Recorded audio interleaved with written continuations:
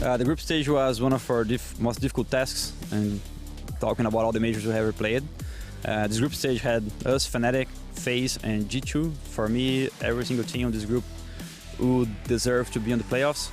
We are playing SK Gaming in the quarterfinal. We were bootcamping with SK actually. We played like 6 maps, so basically they prepared us for this major. And I'm super satisfied with our performance. I think we played super well both matches, mainly the second one. We really played super well to get out and get lanes again. I think SK is one of the best teams in the world, and it's very hard to win against them. So looking forward for the quarterfinals. The arena here is going to be awesome. They are actually preparing right now, so when it gets ready, I think it's going to be crazy. I heard more than 14,000 people are coming. As I said, it was my dream to play on the stage, to see the crowd, to hear the crowd, to feel the support of the crowd. I'm looking forward to play on the stage and show my best.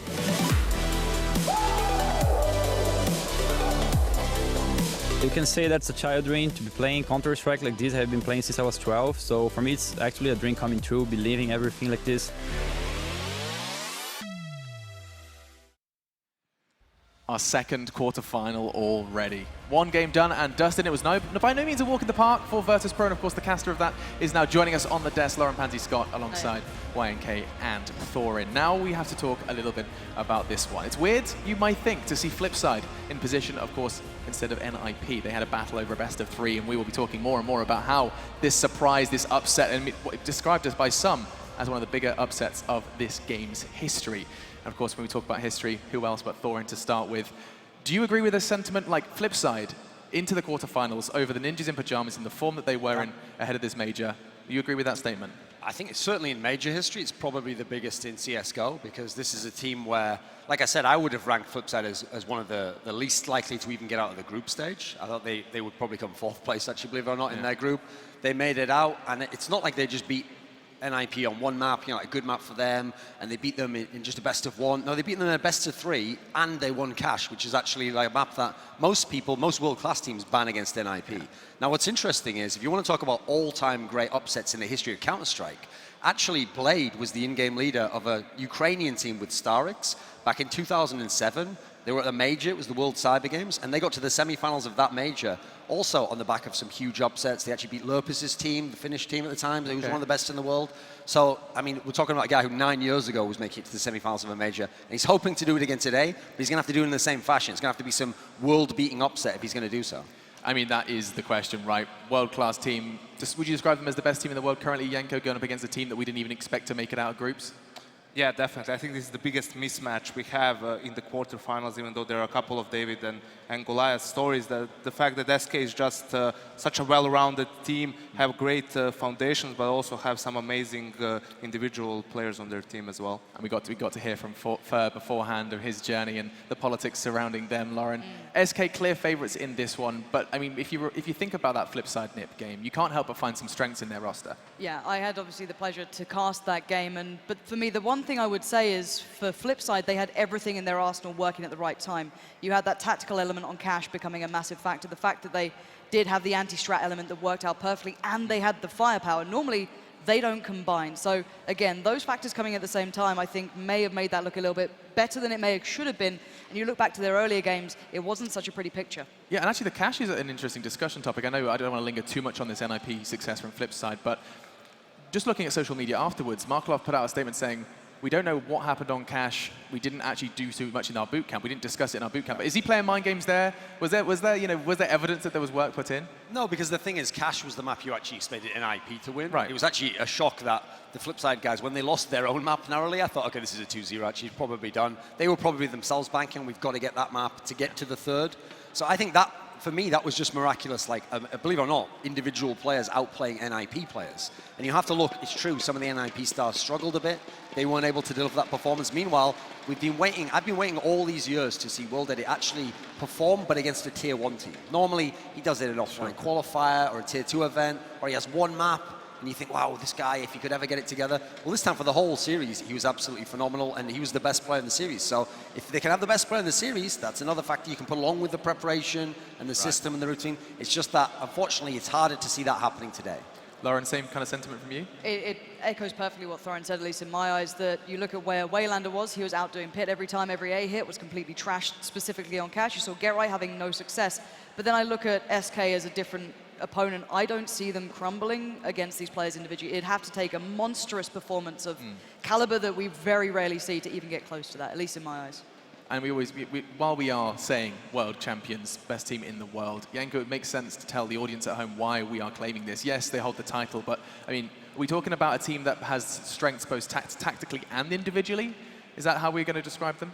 I mean, definitely, you will see that most of the times they start playing as sort of a Fnatic lineup does, right? With a more loose play style, letting their players have a lot of freedom. And then only if that gets shut down, if their opponents force them to switch things up, then they have a lot of strategy, a lot of tactics that they can fall back on to make life easier for themselves. So would we use the word one of the teams with the most depth? Is that a nice way to describe SK, Duncan? Do you think that's I think they certainly have come along that way. Like, I think, for example, if you're going to look at a team like Fnatic, it's hard to say that Taco individually is as good as even whoever you think the worst is on Fnatic. I mean, take your pick there, they're so good.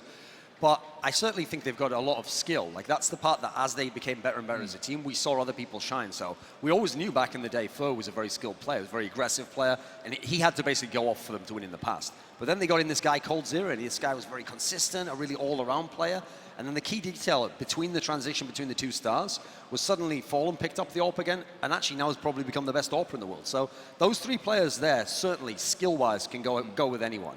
FNX has got the playing style to be incredibly effective, and Taco, to me, he facilitates the greatness of the others. Like, he's going to make them, put them in position, create space for them, allow them to get easier duels, and then when you're doing that kind of machine, then the entire thing's going to wreck the opponent. The big problem I see in this match, though, for Flipside, is that when I watched the NIP game, I'm like, great preparation, like they obviously had a set plan as to how to counter the NIP playing style. It's just that NiP had a very one-dimensional style, and it was very good, but it all relied on everyone doing this one style and it being effective.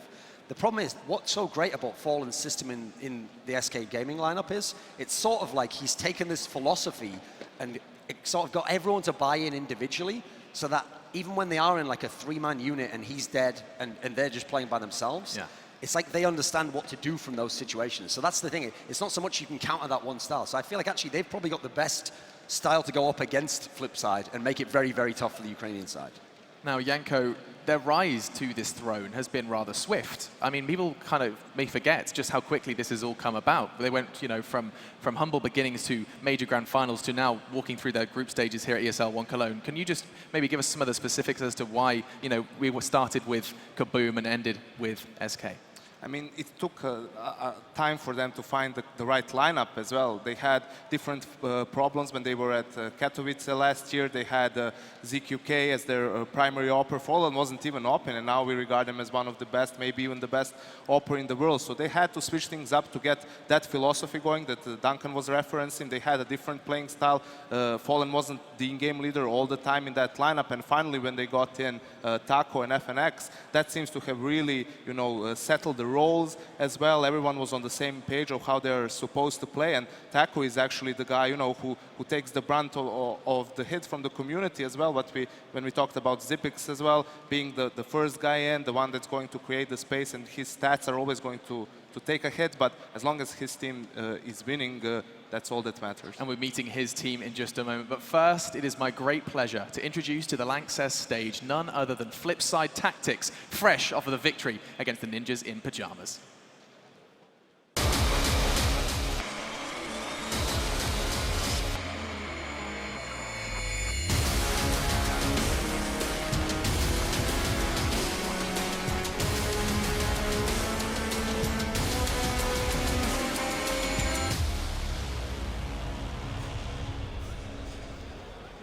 Making their first appearance in the playoffs of a major, please welcome to the stage, Flipside Tactics!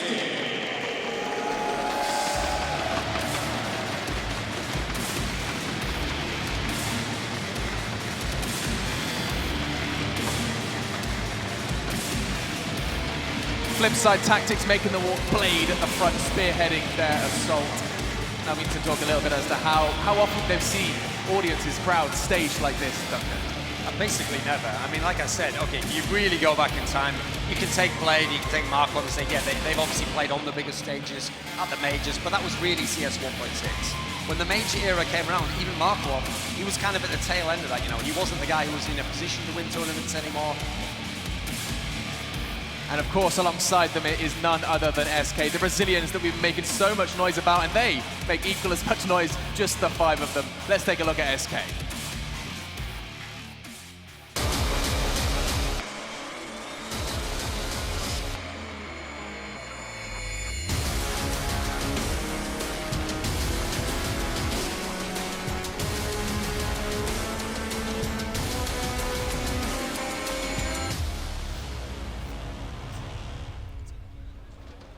The reigning world champions, coming all the way from Brazil. Give it up for SK Gaming.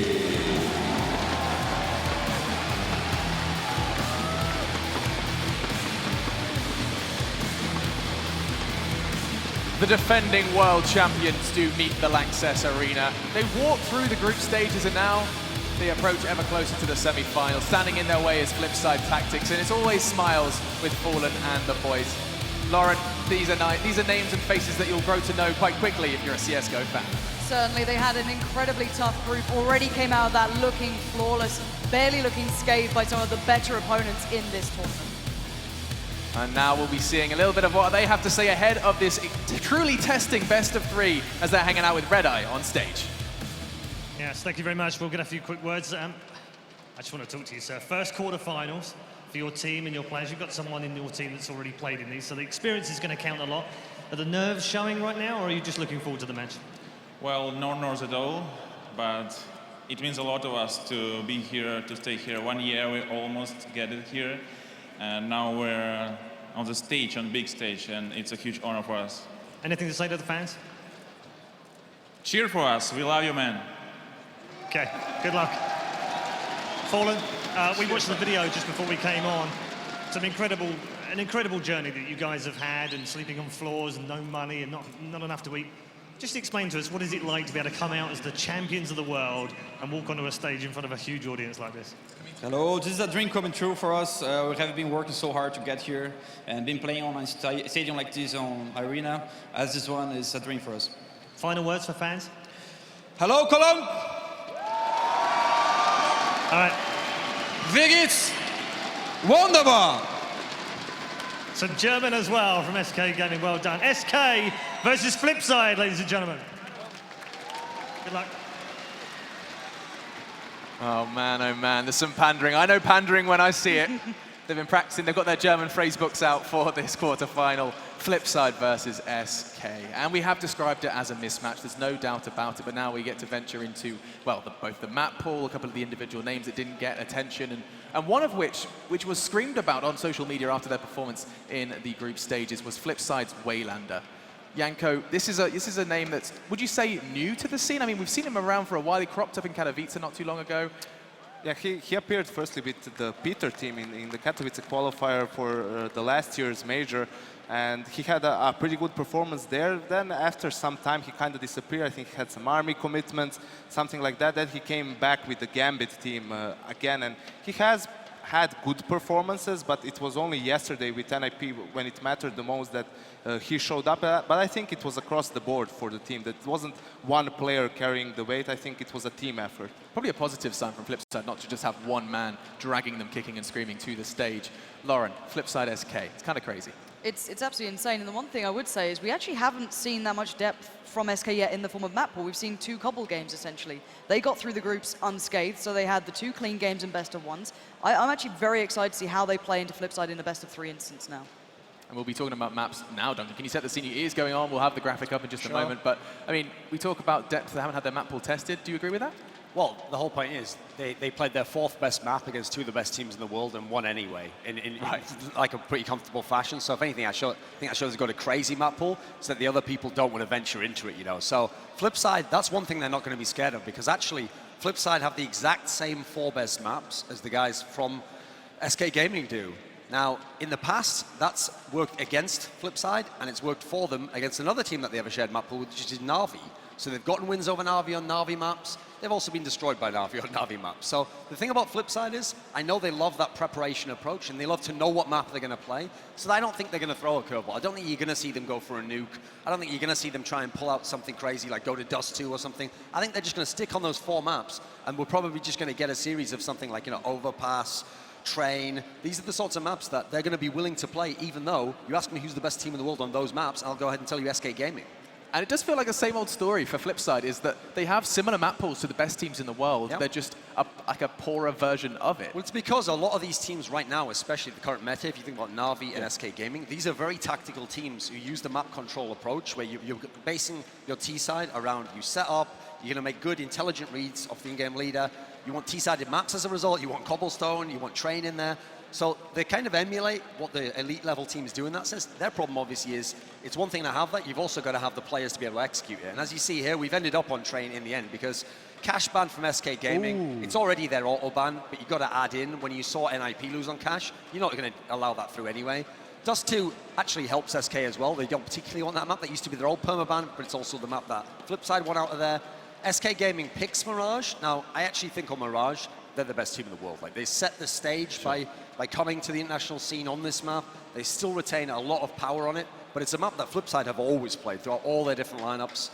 Now, I will say this nuke pick, which goes completely counter to what I thought in terms of philosophy coming into this, maybe this is the approach here. For their pick, they've gone with something that I had no idea we'd see from them, because they played nuke once, and they lost to Echo Fox. Now, everyone was like, who is Echo Fox? Don't worry about that. That's the point. So they've only played it once, but this is the thing. This must be a curveball. I have to figure they've gone away. And that's my question. They've tried to figure something out on this map, and they thought, you know what? Let's make it so they're going to pick a map we want to play, and we're going to play something crazy, and we're going to try to do something no one's ever seen before. I mean, we talked about this before, didn't we, Yanko, Pansy? We said, like, nuke is surely going to crop up at the major. People could have been doing their homework in secret. Do you think this is what's happening for, or Flipside just kind of backed into a corner here, Yanko? I think that's the case. I feel that it's kind of a cheese strategy. They feel that they need to go for something gimmicky in order to have a chance and maybe surprise SK, but I honestly don't think it's going to work for them. I think that SK is more than prepared to play nuke at this tournament. And I still have to follow on the fact that SK still have the fundamentals down that are just so damn good right now. You have in the openers provided by Fur, you've had that double AWPing presence that's been paying off and then some. I think it still applies very well to nuke. Even if it is a curveball, you have to overcome that individual factor, which I don't know if Flipside can do at this point. Bear in mind, previously they had everything going correctly. I don't know if that's going to come through in this game. We should just turn our attention to the first map then. Mirage? Mirage. Thank you very much. Excuse me. I don't have a pen. Penless makes it very difficult. Yeah, can you? No. Okay. Not feeling confident about that one. Okay. Girls and throwing, joke to be made. But I'm not going to make it. Fortunately, though, we are going to be talking now about this map. We have an opportunity just to quickly discuss where our predictions will lie. We'll be doing that after we hear from the casters. But just in terms of this map, you've said already your thoughts, Duncan. Mirage, they kind of created the strat book for Mirage. And so, Yanko, I'll actually start with you. Flipside tactics, they are pretty kind of commonplace on Mirage. We saw it at E-League. We know that they're capable. It's not beating SK capable, though. I mean, they have a pretty clear way of how they like to play the map. The problem is how SK likes to play their city side, right? They like to be super aggressive, especially for plays close up to that A apartments area, and I think that's going to be the biggest problem for Flipside. The times when they have problems on their T side is when the cities are really aggressive and they're trying to disrupt them and they can't get some map control, they can't get into those set executes that they like to do so late into the round. A spanner in the works, almost. Exactly. Right, we'll be doing predictions in just a moment, but first we're going to be hearing from two faces you'll be hearing a whole lot more from in this best of three. It's James Bardoff and DDK to let us know their thoughts with the veto. Dan. Thanks, Alex. We're down here in the bowl floor. Dan, what are your thoughts on the coming match? Do you have a favorite here? Well, it obviously has to be SK. I mean, how can we ever expect Flipside to do well? But that said, how can we expect Gambit to even get this far as well? So who knows? Yeah, I think Flipside, again, they've made it to Legends now. They have nothing to lose, so they can play out of their skin. SK, though, have to be a favorite going in. You know, they are the reigning defending champions. We will find out if they can do it after a short break. We'll see you back here shortly.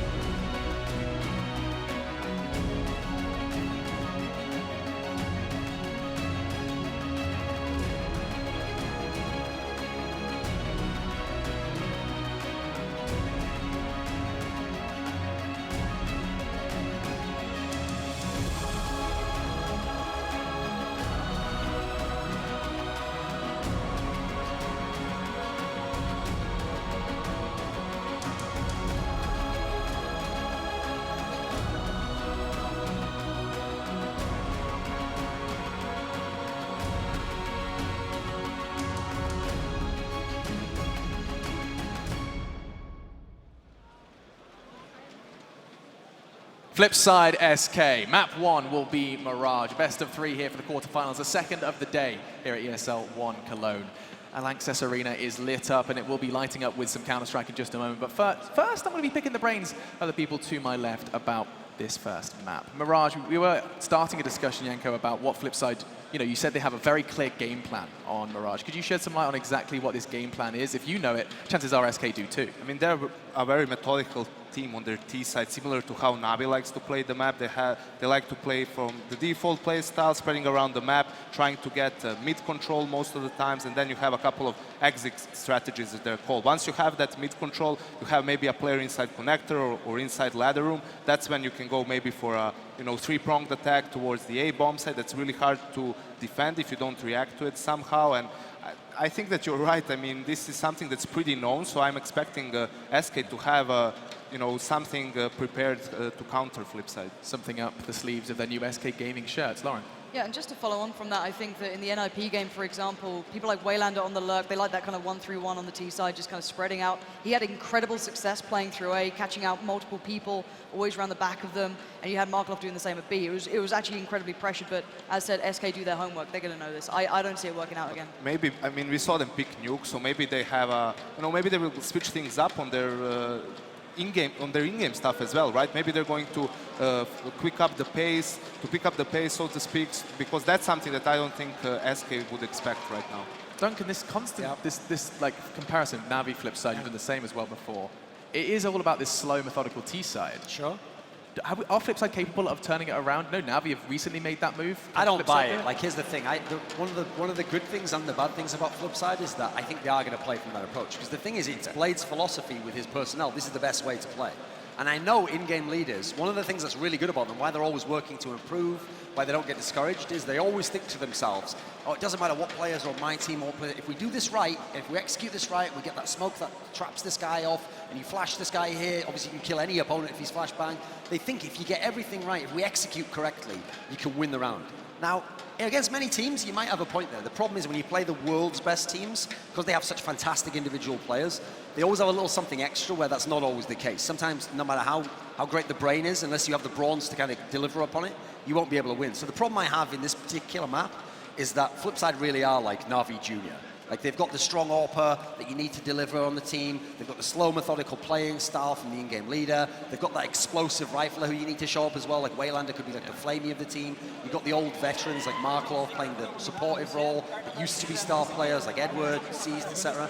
So I can see a lot of parallels, and obviously Navi is a team that match up well against SK. The problem is, I remember the final of the last major, and I remember when SK Gaming, then Luminosity, played against Navi, and even Navi couldn't beat them on Mirage. So if Navi Junior goes up against them, I feel like they'll be sort of holding them away with one hand, and they'll be swinging away, unable to reach them. So I think they'll just play a standard game, and Flipside will just hope their T-side works out, but unfortunately, hopes aren't always enough in Counter-Strike. Absolutely as not. North America finds out. We constantly kind of bring up that cash result versus NIP. Is it smart for people, making predictions and thinking about the odds, just completely forget about it, Lauren? Just forget about that, like, what was it, 16-3, 16-4? Yeah. Go back to the start of this tournament. Let's look beyond that game, because it's so easy to get caught up in that one best of three. Flipside struggled to no end against Navi, who's another giant. Similar to SK, you could put them almost in the same tier of kind of, big top teams. Point being, they struggled drastically. The individuals, that firepower was nowhere to be seen. Blade was top fragging. Blade had to do it all, and that's not good enough. So simply going back to their actual consistent form, it's not been that brilliant. They had one big game, and it was an incredibly big game. There's no disputing that. It's great that they did it, but it doesn't dispute the fact they were still struggling prior to that. Yeah, I mean, listen, as someone who's been in the industry a long time, Alex, I've got to tell you, don't get obsessed with cash. Like, it's already basically ruined Anders' life. It's turned Semler into a tyrant, Listen, this job's very demanding, and you know what? I realize you're here kind of playing the role of the layman, but you've got to be able to understand the game from your heart as well as just the Skrilla, okay?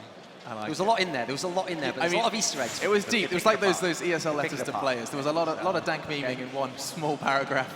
Now, though, I'm going to try and bring it back on topic. Here I go. Good luck, mate. Impressive work.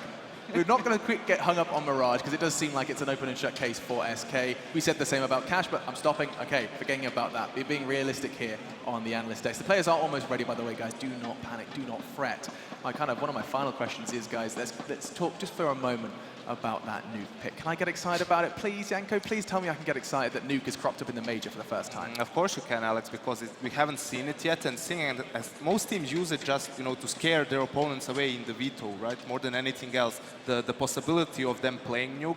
But listen, we have the Nuke we've seen in play so far. It's mostly been standard stuff what we saw in the old version. So if a team comes in and has some pocket strats prepared on it on their T side, you only need a pistol round, 1 or 2 gun rounds. If you can string those together, those are 6-7 rounds for you on the T side. And that's an impressive score to have since it's a CT-sided map. So we never know what teams have prepared on this map.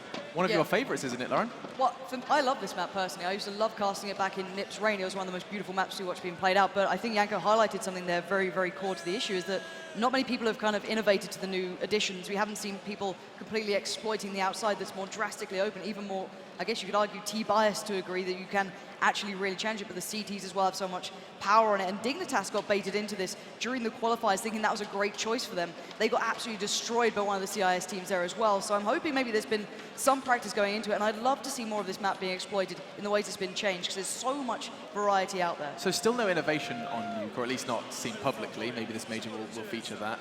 Janko, if you were to highlight why it can play differently, like what can change, is it really just come down to that outside area, the accessibility to silo? What is there that's kind of going to be influence this map and changing its playstyle? I mean, it's definitely easier, and that basically forces the CTs to switch up their play to an extent, right? They have to put more focus on the outside area if they want to fight for it, if they want to defend it. The thing with Nuke is, some other maps have been in play for so long that teams know what to expect on them. There's not much that teams can do nowadays on the classic maps that can take you completely off guard, that you can't find an answer for. The only question is how long is it going to take you to adapt. But on Nuke, people can come up with a strat where, teams aren't expecting. They can run it over and over again without their opponents not having the ability to adjust to it. We saw it with SK on Cobble when they first started playing it. They had a one-way smoke towards the B platform where they could see the area to the right side of the block. And that won them, I think, 2 or 3 ground rounds, because the CTs came pushing towards that area, didn't know about the smoke that was one way. Those small things can bring you a lot of rounds if teams can't adapt to them. I'm interested to know how long this process takes before the map, falls into the same category as those played to death. I mean, when will we stop seeing this? Because, we haven't even seen it crop up in a major yet, Duncan. We've got a while ahead of us before Nuke becomes commonplace. I mean, I think step one is when one team figures it out enough that they're picking it regularly. First of all, people either have to ban it against them and then give up a ban. Now, most of the top teams don't want to do that all the time. So a lot of them have their permaban, so then they're going to have to learn the map, and they're probably going to learn the metagame of how that team plays it. Then you've got to add into the mix that in sort of teaching everyone else how to play it by figuring out the most effective style now, that will actually suggest what the counters to that style will be. So then you'll get the other teams that have a different skill set. They'll start to play it a bit more. The problem is, it also depends how good a map it is, because you do see certain maps, they don't always make it into the pool because people just can't adapt to them. And we'll be talking more about Nuke as it is our second map. For now, though, Mirage, and it does seem clear that the desk favors the Brazilian defending world champions, SK Gaming. Flipside will put up the best fight they can, though, and we'll be seeing how this score does play out. And of course, all updates on this match available on the Score Esports application. For now, though, your casters are ready. DDK and James Baldolf have got this quarter-final. Enjoy this one. Yeah, we have the corridor, thanks to you for that machine, and it should be starting shortly. Looks like Flipside are going to be on the CT side, SK on the Ts. Apparently Shara fell off the stage a little bit earlier. Hopefully he's okay and back into things and ready. Yeah, there's a lot of injuries going around at the moment. Yeah, no, you never want to do a Semler on the stage. Yeah. I love how that Semler clip actually popped up recently on the front page of Reddit. Like, he can never quite escape that. Yeah. That terrible moment in his life. Where is my dignity and where are my glasses? Well, Flipside have done a lot so far, making it into this point. But again, have to be a underdog going into this one. We saw an old Flipside, a simple Flipside, go for double AWPs on this map a long time ago. Always something that can prove very expensive.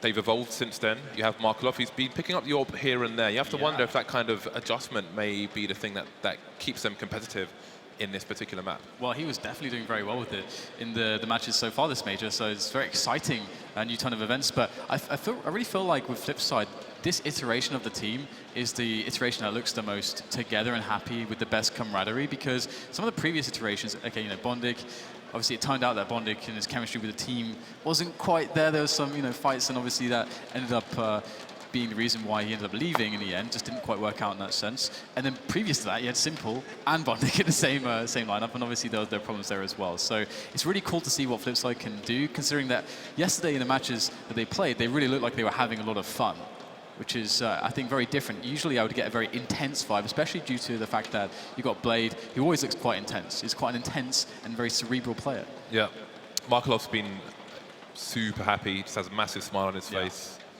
Yeah, but again, they're going to be up against it. SK, this is one of their strongest maps. They are very dangerous on this map.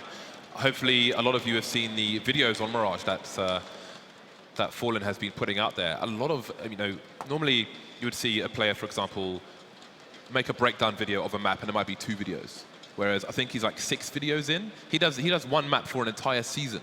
Is how he does things, and that gives you an idea of how much they drill each map, how much detail they put into each map, and that's going to be a problem. But again, Blade is the kind of in-game leader who has wads of paper on teams, on maps. He has lots of information as well. So very, again, 2 very cerebral in-game leaders going up against each other. Should be quite fun coming up soon. Yeah. Very hopefully. LAP obviously got shut down somewhat hard on this map, and I feel like they were pretty prepared. It was the last map of their best-of-3 series against Flipside, and again, it's that comfort of Flipside where they really started to show that their individual skills were up to the task, Markelov Orping as well. But against SK Gaming, it's not going to be quite so easy, because SK really know how to unlock the potential of the individual players on a map like this, and also they have a lot of, I wouldn't even call it gimmicky style play, but with all those shotguns and SMGs, they have a very stylistic approach, which is hard to prepare for. Right then, it's time for the pistol. We are 10 seconds away. Again, Flipside starting on the CT side. See some Kevlars coming out so far. Interestingly, Sharad's gone from Molotov, which you don't normally see on the CT side here. So very curious to see how he chooses to use that as SK start on the T side. 4 Kevlars, Fallen's going to be the nade man as per usual, and they're all headed towards the B bomb site, it seems. So already it looks like we could get some fast action here, but SK just slowing down. They don't want to give away any sound cues just yet, and Shara will be the first man potentially to make some contact as Taco is going to creep up there, and Shara will spot it, throwing in the grenades here, but will it be effective? They're already so far pushed, but there's 3 players here to respond for Flipside. Well did it there, able to get a couple kills, but how long can he hold on? Not long enough for chiming in there with a headshot, very timely indeed, and now it is a 3 versus 2 in favor of SK Gaming, who can now plant the bomb.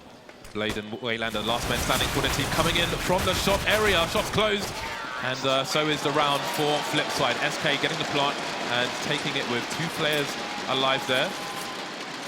So we never saw too much from that Molotov. Shara tried to slow down the push there, but I think it was too deep towards the balcony rather than in the apps itself, so didn't get off to the start they wanted, Flipside.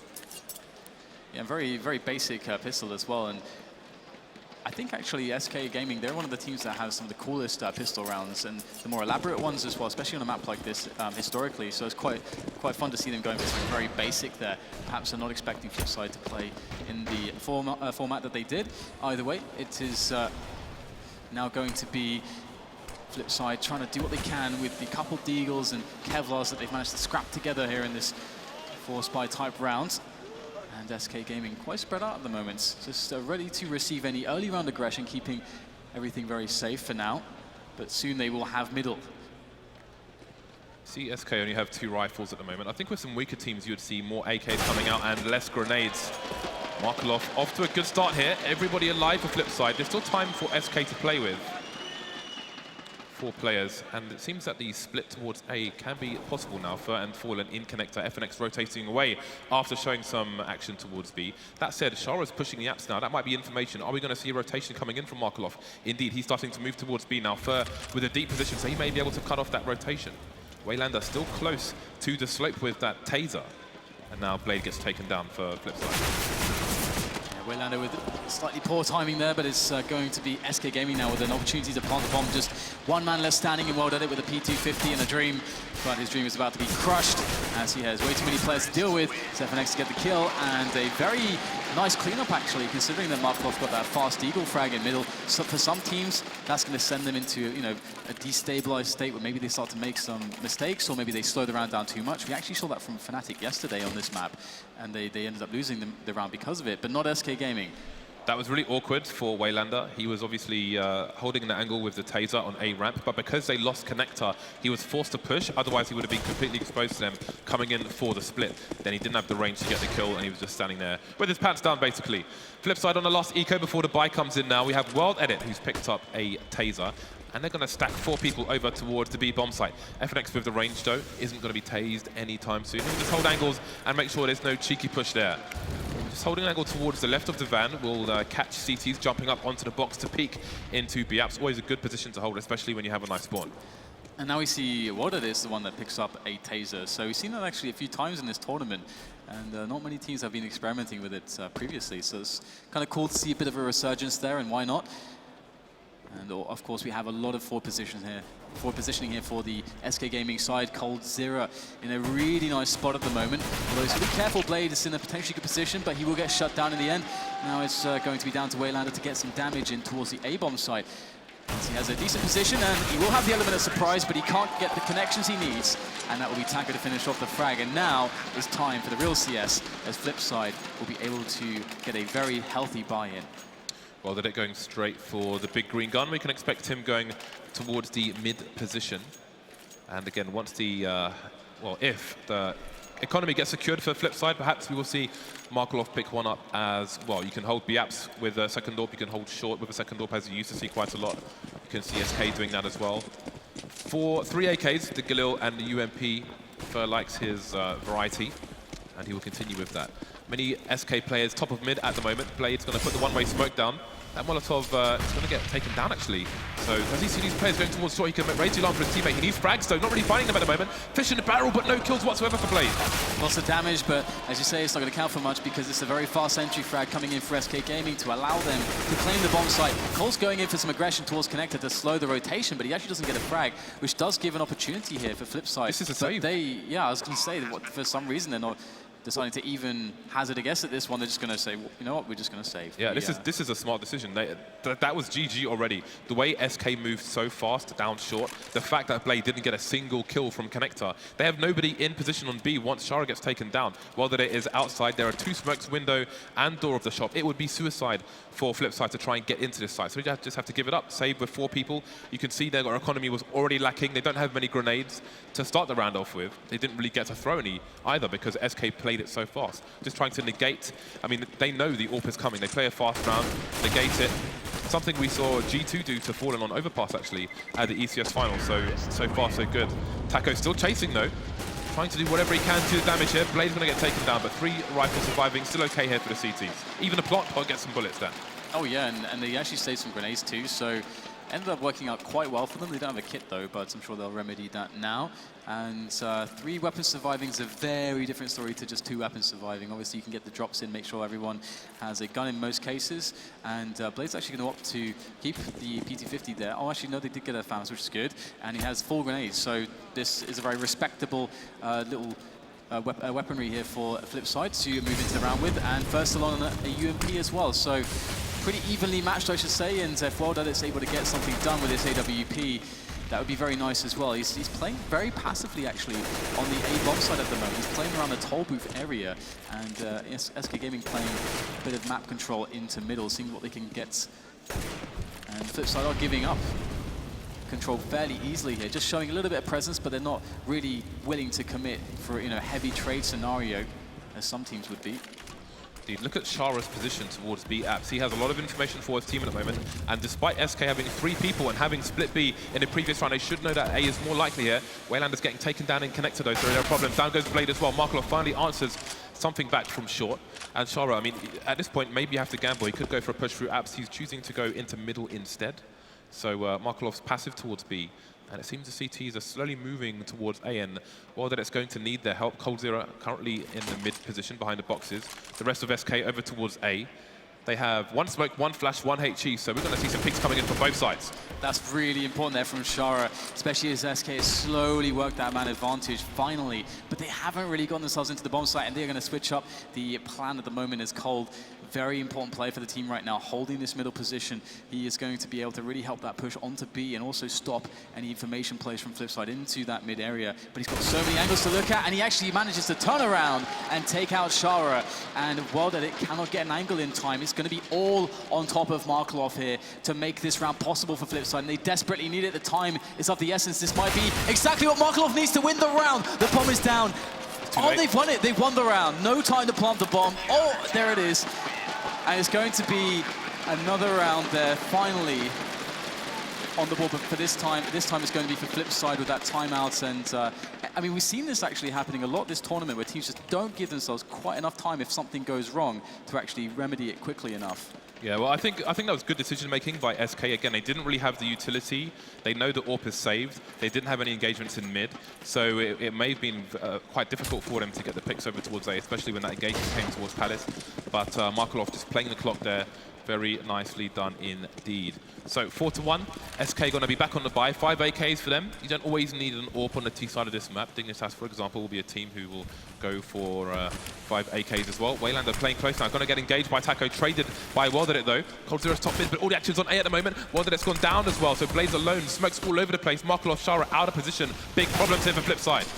Yeah, they got the bomb site now, and Markelov and Shara come in, but they've only got a flashbang each, so honestly, in this kind of a situation, they just got to go for it. They don't have any money, so got to hope for the impossible, and we get a couple frags coming in. But now, once again, Markelov with everything to do by himself. 1 versus 2. He doesn't have a kit on himself just yet. Maybe there's one to pick up along the way, but that incendiary is going to waste a lot of time. He doesn't have a smoke to get through it quickly.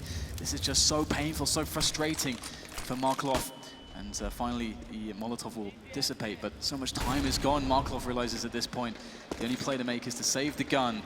And it's crazy sometimes how much just one grenade can do, but it stopped Markelov, and that's going to be the full reset coming in, and that is a desperate situation for Flipside. Yeah, the action came in so fast on the A site. The economy got reset like a Sega Mega Drive. That in a flash, it all disappeared and everything went dark. Only Markelov surviving for now to bear witness to the war crimes on the A site. Just the one round here. This is a terrible, terrible, terrible start here for Flipside CT side, and this is where they're going to need to rack up the numbers here. So a 1-5 deficit is less than ideal, to say the least. Waylander hasn't got a single frag yet. He's a player, a Finnish guy. He had to take a break from CS to go and serve in the Russian army. Comes back into CS, hyped up guy, leaves Gambit, finally gets signed by Flipside. Hasn't got a single frag on the board just yet. This is the time to get it. They've done well to get to this point, but they can't give up now. Some pistols coming out, the UMP onto Shara. How much money are they leaving in the bank? Not much. Well, then it's leaving some cash in the bank, so he can get AWPs later on. Other than that, this shouldn't be a good round here for CTs. Good start though. Blaze making things a bit awkward for Fallen as well. He needs to make sure he hits his shot. He's alone, he's isolated. He's going to have to run through the Molotov, and Shara's got an angle now. But it's a gamble to go through the smoke. There's lots to be done. HG's flying in as well. That's an AWP for Flipside. So early in the round, they've managed to get a lot of advantages here. It's pretty cool to capitalize on the aggression that way. And from this position, you probably expect them to play somewhat passively. As you say, they're able to steal away the AWP. They don't have much in the way of grenades, but nor do SK at this point. So this is going to end up being a very interesting round. coldzera is going to wait for his teammates to position towards the Slope and Palace position to try to get that triple-pronged attack going onto the A bomb site. And Markelov is there, but he's playing sort of a retake position, very safe by the toll booth area. So Markelov should be pretty safe to get the information, survive, wait for his teammates to rotate before going for a retake, if that's how this round will go. But let's see if SK can claim a frag onto Markelov if they are able to catch him immediately. Again, there are time problems coming soon for SK, and Shara, he's well out of position actually, so his Molotov isn't relevant at this point, but that could have come into play once the plant goes in. Blade trying to hold things down on the B bomb site. Cold maybe trying to pull a rotation here over towards B. There isn't really time for the bomb to rotate, so he has to make this work. He has to either make Flipside believe that it's going to be a B play. You can see him running around now, and indeed he's pulling the rotation while then it's moving over towards B. Markelov gets taken down towards A, but that's the bomb. They're going to see it. It's rotation straight back. Now Cold can come in for a flank, but Shara's coming in for a flank as well. It's absolutely crazy, but there are 10 seconds left. This bomb needs to go down. Finally does. 3 versus 2 retake here for Flipside. Yeah, there's actually just a Mac 10 on Taco, so this is actually fairly awkward, but FNX with the AK, they're able to take down Blade as he comes through the window area, and Taco has found himself an upgrade, the M4 in hand now, as he's quite aware that the players are coming from the CT. What? He's going to turn around and nail Shara straight in the face. That is fantastic work there from Taco. He should have been done, but he's able to save SK in that situation. What a crazy round. That was so beautifully and calmly played there to pull the rotation, put it all on cold, and if you're going to bet all on cold, it's often going to turn out pretty good for you. That was a great start for Flipside. Ooh, goodbye, just resting with his elbow on the windowsill there. It was a great start for Flipside, and that would be annoying. It was essentially an eco round for them, or a crappy force buy round, so they can't have been expecting much, but to get that ahead has got to be slightly tilting for the team. Down to an eco now, just pistols and 2 flashbangs here for Flipside. 2 players around the connector area for the CTs, and one of them is going to get taken down very early by Fallen. Yeah, forward one as well, so just a very fast anti-eco round playing out here for the Brazilians as they are making a lot of money, and if they don't lose anybody, which, well, that's going to be the case, that's fantastic. They are going to have such great money going into the future rounds. I mean, we already have FNX on 16K, so this is definitely problematic. So as soon as Flipside start winning rounds, assuming that they can do so, they are likely never going to face eco rounds for SK Gaming. Every single round is going to be a hard graft. Indeed, another situation where there's a lack of utility here for Flipside. Flashes, smokes, no Molotovs whatsoever. Can't stop any plants, can't try and force the Ts out of positions, top mid, etc. Or anywhere else. Markelov will be, word on it, will be holding his angle in mid, but soon he'll have to change his position. That smoke on short is a real problem, and it's why AWPers can be less effective unless you have a style such as JW on this map. Again, just being denied information, denied angles, denied picks. Well, did it rendered useless for now. And this is a very important moment here. We're seeing, the attempt into middle, but it looks like Flipside have players, a bit of a crossfire there to try to do some damage. And the way these frags go really means a lot in how this round's going to end up. But a re-smoke there, and I like how Flipside are stopping SK from getting into connector here. They're not really allowing them to do anything, and soon all the grenades, all the smoke grenades are going to be gone, and they're going to be sat in the open in middle, and Blade finds his moment to strike as Markelov finds an engagement as well. Beautiful trades, or well, series of kills here from Flipside, and now they're at a massive advantage, and it doesn't look like there's much here for the SK Gaming side to do. Fallen and FNX will grab a couple kills, but FNX now on a 1 versus 3. Yeah, he could still do some damage to the CT economy. They don't have any money in the hole, whereas SK will have no issue going for a full buy in the next round. So in that case, FNX has nothing to lose here. Going to reset the situation. I think Shara might be holding an angle on him. But even if he dies, as long as he tries to get some more kills, he went on this occasion. But the pressure will continue for SK. It's good. Could have been great, but it's good that Flipside win with 3 players alive. That will help them. You can see how hard this buy is going to be. I mean, SK are going to have a better buy, more utility. They can have an AWP if they want one, choosing not to go for it at the moment. 5-round lead for the Brazilians. So Flipside will be on the defense once again. A slightly better buy than last time. You see the Molotovs coming back out now for the CT side. A bunch of defuse kits as well. So let's see what their approach will be. They're going to change Wardet's position as they know he's going to get smoked off immediately. Going towards connector, trying to find something as the Ts move over towards the mid box. But again, they're going for a fast short play. Yeah, and Markelov is the man to try to stop this. There is Fur takes a lot of damage from the grenades, and Waylander finds him in the back of the head with the AK long range. As SK are unrelenting, they cannot be denied this B-bomb site, but there is a lot to deal with still. 2 players, Shara now, just dropping bodies now as it's just going to be FNX and Cold charging forwards, and they can't break the defensive line. That is Blade and Shara. That was such a strong response from Flipside to what was supposed to be a very shocking pace that was supposed to catch them off guard. 3 players surviving again for the CTs, but they don't manage to retain the AWP that well that it drops around the connector position. He had 5k going into this round, had a decision to make, chose to go for a UMP instead of AWP no armor. So, that's not why he's on the team. We'll see what he can do with it. SK back on another buy, more pressure coming in, but the nades are starting to dwindle. The money is starting to run out here for the Brazilians. So Flipside, perhaps they have an opportunity to get some momentum going. SK don't seem to have any breaks on their wheels at the moment, moving over towards the B-bomb site. Shara's taken a semi-aggressive spot. No, he's just peeking actually for the time being, but he may have many plays upon him very soon. And Shara is the first man here. He's got Markelov to help him out, but lots of grenades all over the place. A bit of confusion now, although Markelov will make the first frag, and Fallen as well will be answering back with a double, and Taco's going to continue the push straight into the shop, and just like that, everyone is dead. Waylander with nothing to do really here, although that said, they won't know this, but there are 3 players who are around 10 HP, which obviously can make a big difference, but you know, we can see the health and Waylander can't. So that's going to be a save for him, or at least an attempt at a save. And it was very important, at the very least, that Flipside managed to win the previous round to avoid being fully reset, because I think they survived with 4 players, so that means that they will actually have some options. They won't have to just get, you know, that hard reset where they have to double eco, essentially, which would have more or less probably signed away the Mirage match here in this best of 3. I was just thinking, is this the round that ruins Flipside's half? If Waylander can hold on to this weapon. This is a very key weapon to hold on to, looking at the money on the scoreboard for the rest of the side. Again, it's minimal loss bonus coming in for them. So we've got Blade on 5k, but the rest are on 2 to 3k. So life sucks right now for Flipside in this round, money-wise.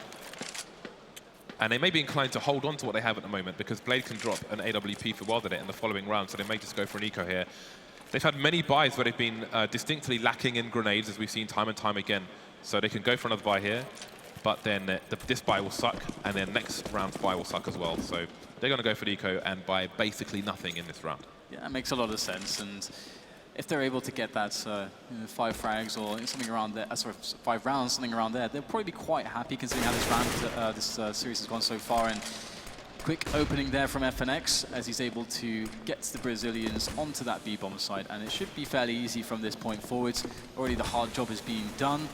FNX is going to try to take control of shop. There is a WildEdit though, he's close by, and he's going to lose that engagement, of course. So NCA Gaming look pretty solid here. Quick frag there from Blade though to make things a little bit more annoying.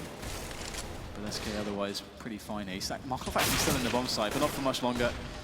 And it looks like that's a wrap pretty much. Waylander again, if he can save this AK, that's going to be pretty huge, to be honest, moving forwards.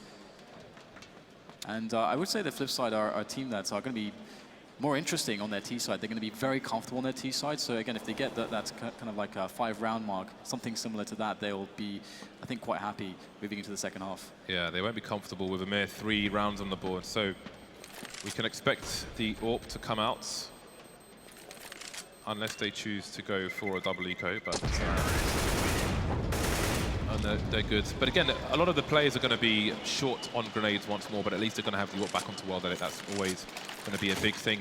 But again, SK have done a really good job at nullifying the usefulness of WildEdit with simple smokes. Smokes towards connector, smokes towards the CPL position. And that's why I was mentioning that Fox, for example, is not going to be as effective on the CT side. And you can see why, based on what SK are doing to WildEdit. He just has no lines to hold unless he wants to get aggressive, but that's not his style. That was simple style when he was on Flipside. So let's have a look and see where these players are headed at the moment. You can see now well that it's holding an angle towards a ramp. They're trying to keep him effective because he's running around just staring at smokes for the time being. Meanwhile, SK moving into mid once again. Loads of smokes in the middle area. No frags just yet. The CT still willing to hold the connector position. Only 1 frag, but the trade comes in. Fur going to get naded into oblivion. Man advantage soon disappears. Markov gets taken down in response. Palace push is going to pay off as well. Down goes WildEdit. 2 versus 3. Flipside getting wrecked once again. And they're in a very, very desperate situation. The help is there, though, for him, so he doesn't have to worry about every single angle. But where are these T's going at the moment? Taco winning the open battle against Shara. Now Waylander needs to do something, but he can't. Cold Zero in with the kill. And that is the round for SK Gaming. And it was all about that one for Flipside. Now they're back to poor money again, and already they've conceded so many rounds. Do they decide to just force it up 2 times in a row with the loss bonus that they have? Or do they try to get one last buy-in to try to have, well, try to just play for the 4 They have to rounds? eco here. They can't win a round of a full buy. There's no way they're winning a round if they go for a forced buy with 3k in the bank. Pistols coming out here. And it seems SK are just hard countering Flipside. Again, it's very similar to a sense to what G2 did to SK on Overpass at ECS Finals. Just avoided Fallen, completely exploited the B-bomb site, and there was just no answer. And now we're seeing that from Flipside. They cannot get WildEdit in the game, and they're paying for it. He has 5 kills at the moment, although Waylander's finally made it onto the score, but he's got 2 kills, so nothing really going Flipside's way. And they might be more proficient on the T side, but with 3 rounds in the hole, they're going to be up against maximum pressure. Maybe, though, they can get something else done with the Deagles. We'll have to see. Already WildEdit has 1 frag, finding himself 1 kill with that one just earlier. Now Cold0 is going to spot what it is, so no more shenanigans from him. Just Markov sitting there, and SK Gaming can finally get the bomb towards the A bomb site of the plant. It's really cool, actually. FNX made his way through the B bomb site, and nice damage on by Markov. FNX made his way through the B bomb site. Taco started to rotate when there were 2 players alive, just to be safe. But once they took down the last player, like, okay, who cares? We've got a numbers game. We're going into the last round. Doesn't really matter what happens here as long as we've been around. Rotates back towards the A site to finish things off with his team. 3-11, and the double ops come out, but only in the last round here for Flipside. Yeah, we actually see 4 ops, 5 ops purchased by SK Gaming. So are they really doing this? What is this? 5 ops. All right then. Flipside, I was going to say, is pretty exciting considering what they did with double ops with Markov yesterday. But there are 5 ops. What is this? They've obviously dropped some AKs in spawn for the mid-round, but still, this is going to be pretty bad. It looks like Cold0 already finding World at it, and we get another frag coming in there in trade. Markov onto FNX in the B apartment, so things going 4-4 at the moment, but Cold0 is creeping, and he might just find himself another one. The flick shot connects, but Shara is only going to get legged, and he will punish Cold0. So there's a good chance here for Flipside, but will SK Gaming commit to these ops, or will they go back for the AKs and spawn? 5-man on road here for the Brazilians, but 2 have been taken down. And indeed, there are 4 AKs if they choose to pick them up. And again, this is the kind of thing you'd expect to see from Fnatic. Just the sheer level of confidence shown by the players is great stuff to see, especially in the first series, the first map of the series, excuse me. See Fallen rotating now, but he's surely not going to be the one to pick up an AK. Bomb moving over towards A as Fur holds an angle in the middle of the site. Waylander will surely be able to shoot him in the behind very soon. And there it is. Taco now holding an angle, takes him down. Fur gets taken down by Chara though, 2 versus 2. This is a crucial round for Flipside, but SK don't seem to really care. Yeah, they're definitely taking some liberties, to say the least, but obviously there is a chance here. Markov's got that ult, and I'm excited to see what he can do with this. He's rotating through CT, as we can see Shara's on the other side there towards the window area, just making sure that he doesn't get flanked whilst Markov moves into position to go for this retake. Obviously, the bomb hasn't gone down just yet as well, but now they're going to hear that it has indeed been planted on that A site, and they can start to move in for this retake. We have Taco and Fallen in position as well, but they're quite close together. There is definitely a chance here as Flipside trying to make their way in past the grenades. Shara's moving forwards now, and just sees 1 player. That's some information, but Taco is going to take down Shara. So Markov knows where they both are, but he's stuck with an AWP on close range. He's just going to go straight for it with this USP, as he is going to find Taco. But will he get the kill here? Taco misses the shot. He's very low on health, but he gets the kill with the Tech 9. And that is a brilliant start there for SK Gaming. Very dominant performance in the first half of this entire series. 15 rounds in, Waylander 2 kills. Well did it. 5 kills. I mean, to what did it credit? Like, SK completely took him out of the game just with the sheer smokes. And again, he's not an aggressive style AWPer, so it's not like he can play a spawn, move into palace, try and get a pick. He doesn't do that. That's not what he does. So he gets completely taken out of the game. It's 5 versus 4 in this map. All right, so 12-3 will Flipside find a way to make it back into this one. It's going to be very tough, but they move into their better side, the T side, the more dynamic side. Find out after the break.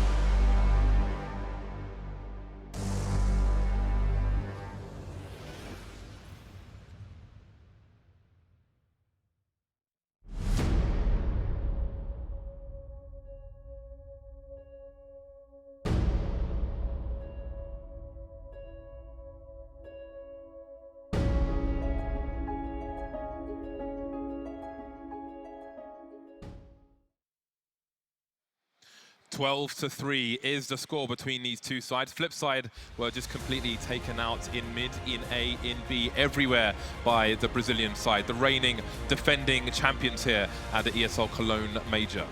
Finding just the right rounds to win, resetting Flipside at the most untimely moments for Flipside at the very least. I mean, they're going to go into this, their T side with the tallest of tasks to do and one of the best teams in the world to do it against, perhaps the best team in the world. We'll find out if SK can make that run.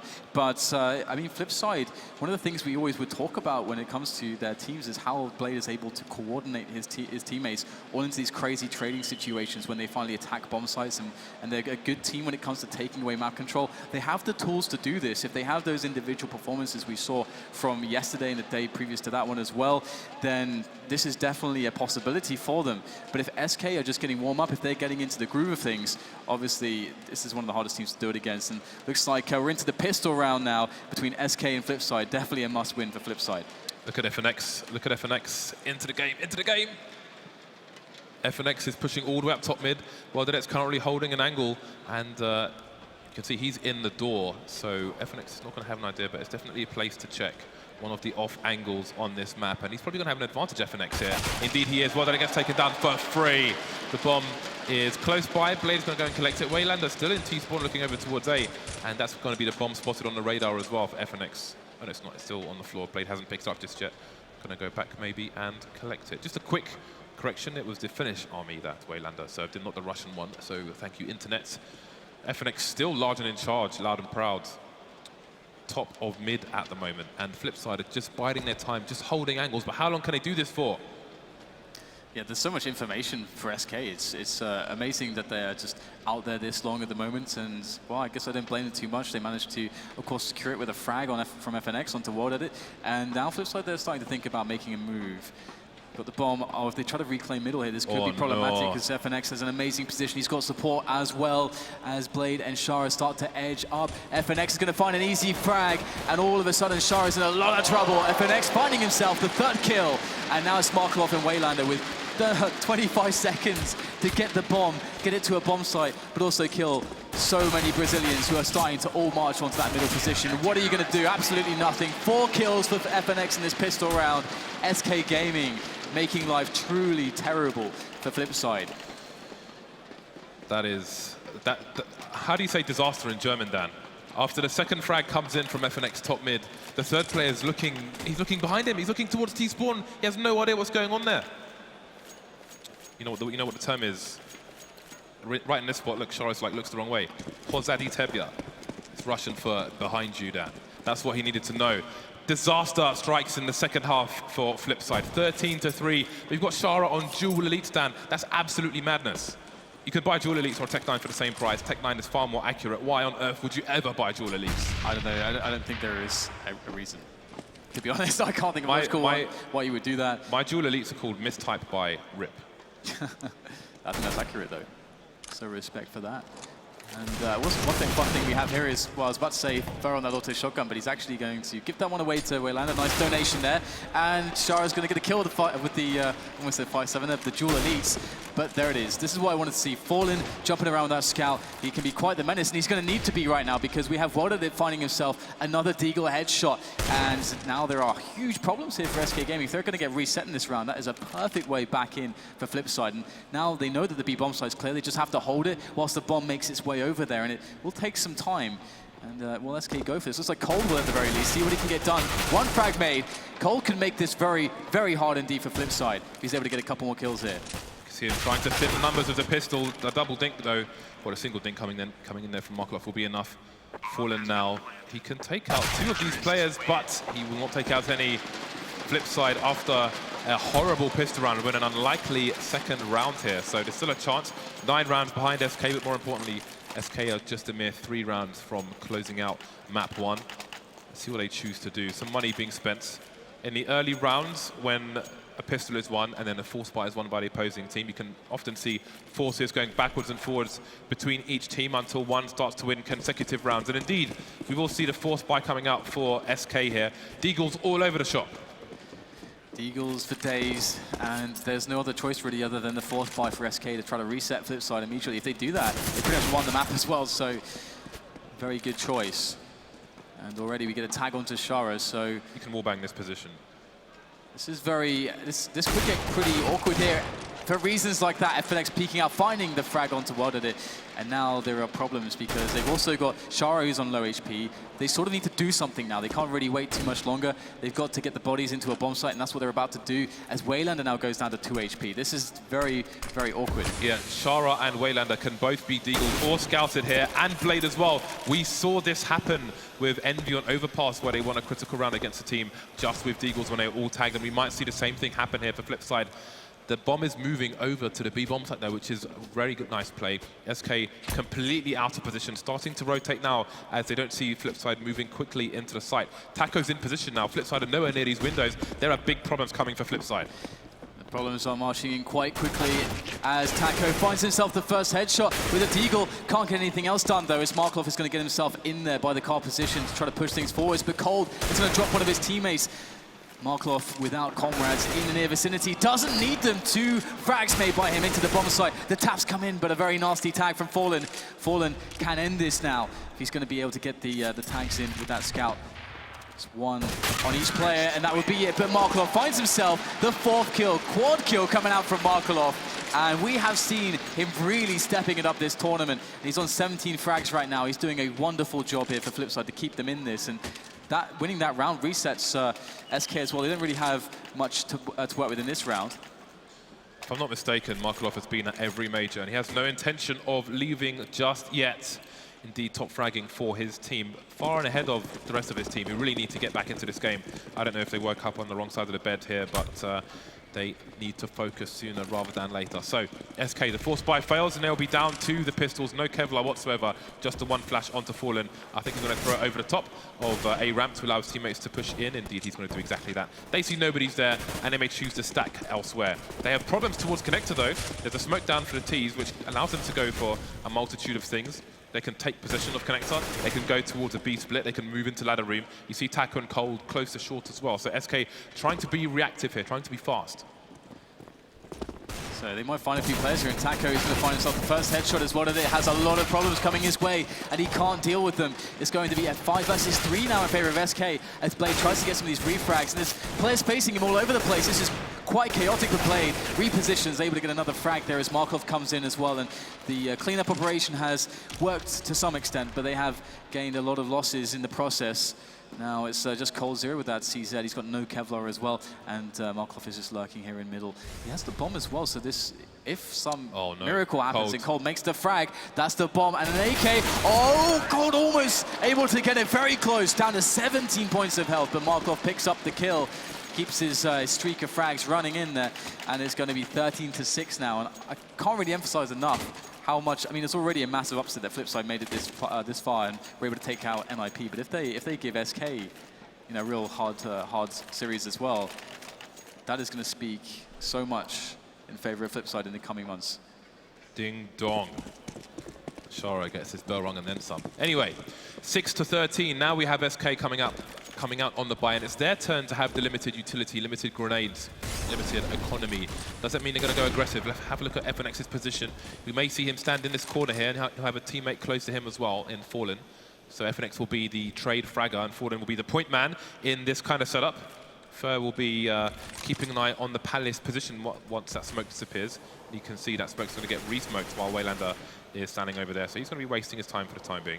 I think Waylander's lining up a Molotov, actually, into the shadow position. So let's see what the play is. Can SK hold in this position?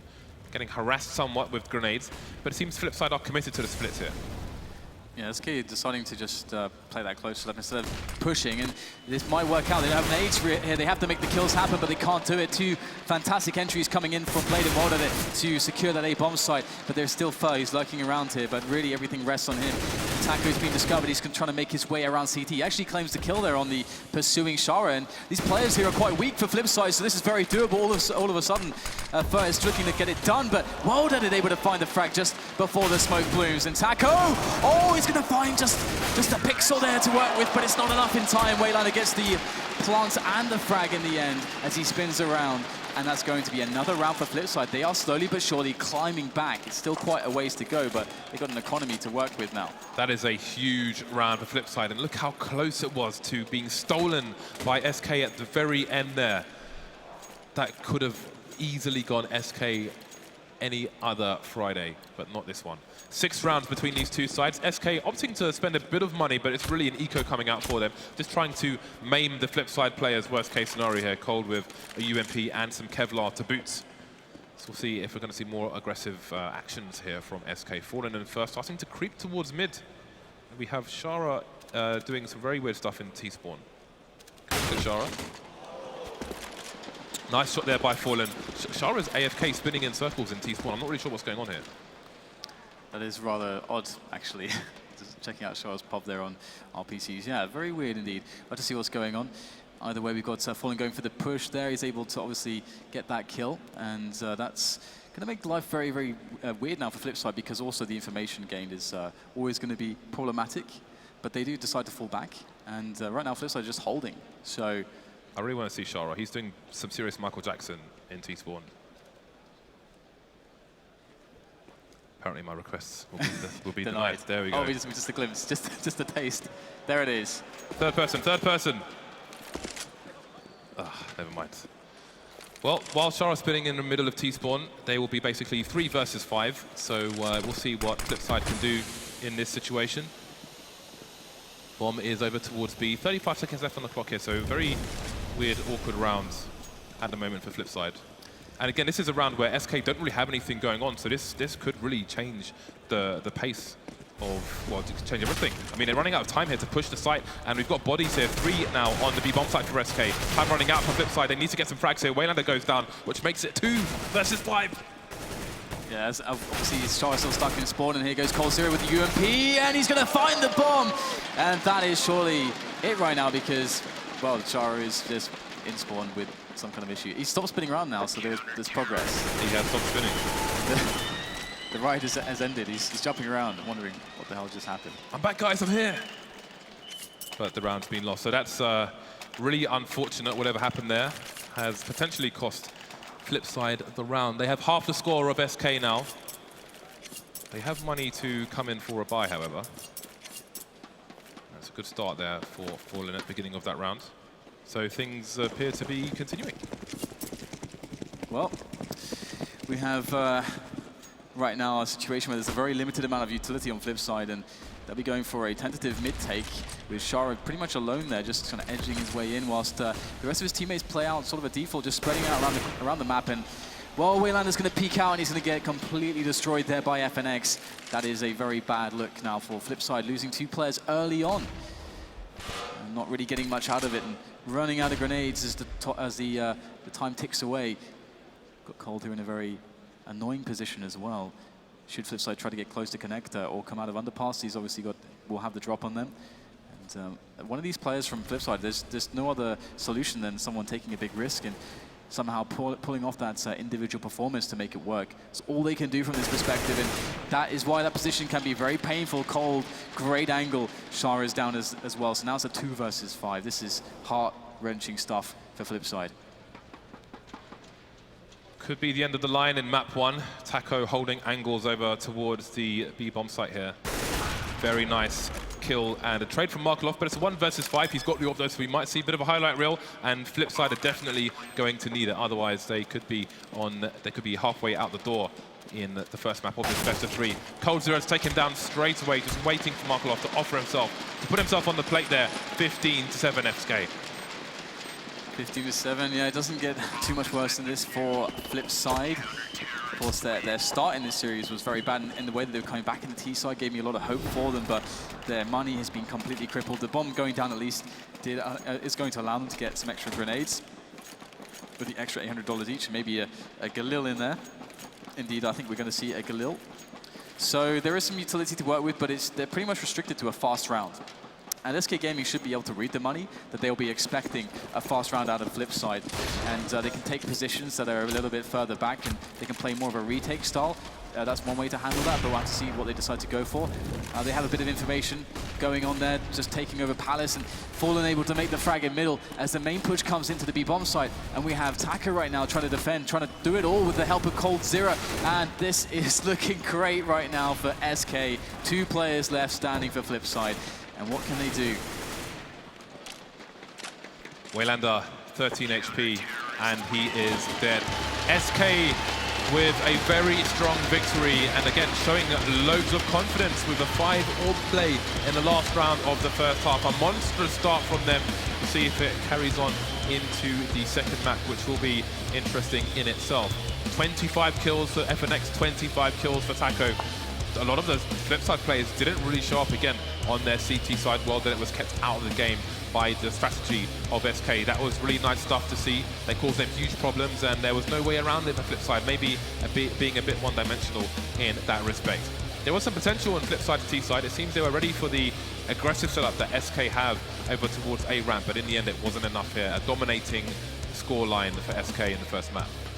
And considering that we're moving into good old Nuke, it is hard to know what to expect because we haven't really seen it this tournament, and a lot of teams have just been using it to scare other teams away. I think they actually mentioned that on the desk as well.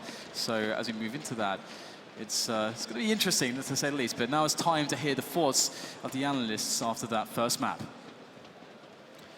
It was exactly what the desk did predict. Mirage goes the way of SK Gaming. Flipside put up a fight, but it was not enough. The CS team do fall in the first. Of course, we have lots of time to talk about Nuke in just a moment, but Lauren, we'll start with you. What we expected, we kind of described it as it was going to be a bit of an uphill struggle for Flipside, calling SK one of the best Mirage teams in the world. Any surprises? Not really, if I'm honest. SK, the first couple of rounds, took mid-control as highlighted, plowed through. Almost no resistance to it as well. People like welded it once, the bigger buyers started coming in, completely smoked out. Few opportunities to use it, tried to be aggressive on ramp with every now and then on the first half, shut down again. It was every single time these individual plays tried to come through, they were exploiting B a lot on their T side for SK, just constantly piling in. None of it stuck. Occasionally, sure, Markelov might have had a couple of moments where he started to come back in, but it was all just here and there, none of it strung together for me. Now, Yenko, you had something specifically you wanted to highlight about this first map here in our second quarterfinal. What was it? Yes, I mean, it was a pretty convincing win for SK all around, so there wasn't one particular round or two that decided the course of the game, but this is one of maybe something that's a fundamental of Counter-Strike. It was actually a round where Flipside kind of forced. They were 5-1 down, I believe the score was, and they got the advantage early on in the round. But we can play it out now if it's ready, so that people can see it on screen. So yes, this is how the round started. Flipside got a man advantage. It was a 4v3 situation for them, and then you will see how coldzera basically late on into the round went for a B fake by himself. He pushed Cat, made a lot of noise, tried to draw more Flipside players to that bomb site. You can see it right here on your screens. And the mistake here comes from Waylander. We will see it in just a moment. You can see at this moment, Waylander is the player that is, the anchor player on A. And it was only coldzera who was towards the B bomb site. He was the only one that was making noise, the only one that you could see there. So there's no reason for Waylander to rotate yet until he basically sees the bomb or until they see more of SK's players. So he will rotate earlier, and that is going to lose the round basically for SK, for Flipside. Yeah, we did see it kind of. So CS fundamentals, even when we were on a stage like this, mistakes are being made. Duncan, same kind of question I posed to Lauren. Was there anything that surprised you? I mean, that was a pretty standard expected result, was it not? No, this is why you can't sleep on a map like Mirage for the guys from SK, because every great team, every team that's like a dynasty that won many championships, they always have to have the home map. And the idea of the home map is we know we're going to win that one. And then even if the opponent gets theirs, we're going to the third map. So you're never going to outright lose the series. And Mirage, very much, it was their original map that they came up on, and they've retained it as one of their best maps. Out of the last, now, 10 times they've played it, they've only lost one time. And that was, believe it or not, to Cloud9 in kind of a big upset. So all the other great Mirage teams in the world play this team on it, and they beat them on it consistently. So guys from SK Gaming, they're absolutely phenomenal. Obviously, the scores are the wrong way around there, but we can see in terms of the ADR, etc. Unfortunately, Waylander really is the guy you have to highlight, because it's like I said, he can be a very explosive player, and when he comes through big, you're going to have matches like that match against NIP. He had a match where he knocked Envious out of MLG Columbus, I remember, but he also isn't very consistent. Likewise, similar story with World Editor, unfortunately. He's another guy where you really need to get a lot of the firepower from him. Sometimes you're not going to against the tier 1 opposition, though. Meanwhile, you go over to the guys from SK, and they just have talent all over the place. I mean, they can have, I think it was actually Fur who was the one just chilling at the bottom of the scoreboard. You never would have noticed because they were so dominant anyway. So I think it was a mismatch on many levels. Like, the map went to the guys from SK. I think stylistically, they just had the number of the guys from Flipside, and then in terms of individual performances, not really comparable. And we'll be talking more about this kind of mismatch on towards Nuke. It's our next map, and I admittedly am a little bit like a child on Christmas Day. It's the first it has cropped up since its introduction to the map pool here at the Major. And I mean, we've only seen it play 15, 16 times since its actual introduction to the map pool in a competitive environment. It's going to be awesome to see just how far Nuke does go. We'll be talking about it after our break. When we do come back, Flipside will be fighting for survival versus defending world champions. Let me get that right, SK Gaming.